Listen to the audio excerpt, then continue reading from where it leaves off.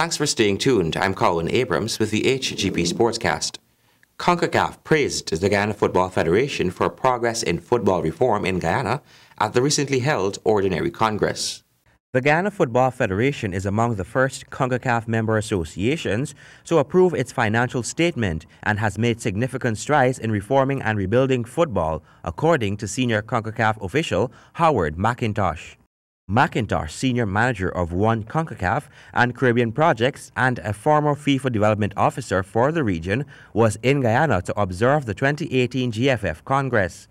McIntosh said he was happy to see the tremendous strides that football has had in Guyana over the last couple of years. McIntosh said, "What we want to see is professionalism in football, and that starts with the administration off the field." The GFF Congress approved the administration's financial statements on Monday, after the GFF achieved full compliance status with FIFA.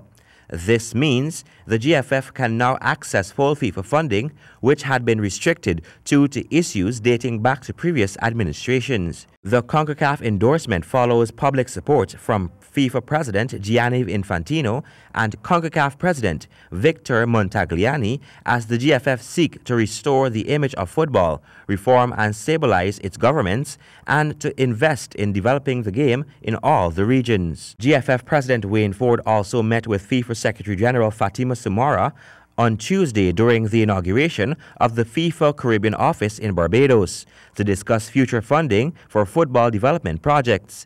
Ghana's first National Football Training Center is due to be completed at Providence in the coming weeks.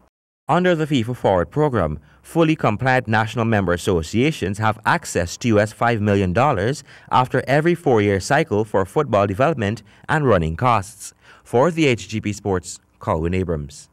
The organizer of the ExxonMobil Under-14 Boys and Girls Football Tournament would like to inform the schools that due to inclement weather, they are unable to prepare the venue for the start of the tournament on June 2 and therefore would like to reschedule the start of this program for next Saturday, June 9th at the Ministry of Education ground.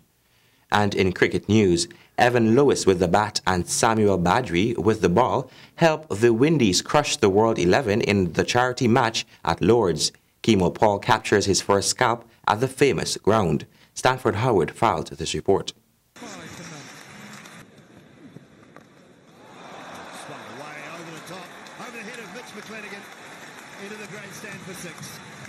In a much-anticipated charity cricket match between the West Indies and the rest of the world, which bowled off on Thursday, Chris Gayle and Evan Lewis laid the groundwork when they built an opening partnership of 75 runs after World 11 elected to field.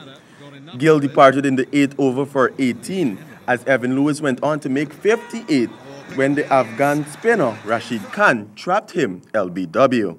Marlon Samuel's 43, wicketkeeper Dinesh Ramdin 44 and big hitting Andre Russell 21 from 10 balls give the men in maroon 199 for 4 of their 20 overs. In the World 11 reply, the top 4 batsmen produced scores of 2, 0, 4, 0. Bob Malik contributed with 12, but it was Sri Lankan Tishir Pierre who played a classic knock of 61 from 37 balls. Before being caught and bowled by Kesrick Williams in the 15th over. The World 11 were eventually routed for 127 all out in 16.4 overs. Samuel Badri had the best bowling figures of 2 wickets for 4 runs in 3 overs. Guyanese Kimo Paul chipped in with 1 wicket in his 3 overs for 24 runs. For the Hgp Sport, I am Stanford Howard. Thank you, Stanford. Serena Williams marched into the round of 32 of the French Open in the women's singles.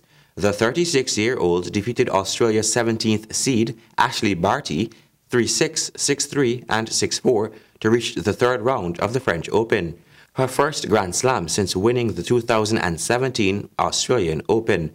Williams will meet 11th seed Julia Georges in the last 32. And that has brought us to the end of this edition of the Hgp Sportscast. Remember, if your dream is big enough, the facts don't matter. Have an enjoyable weekend. Goodbye.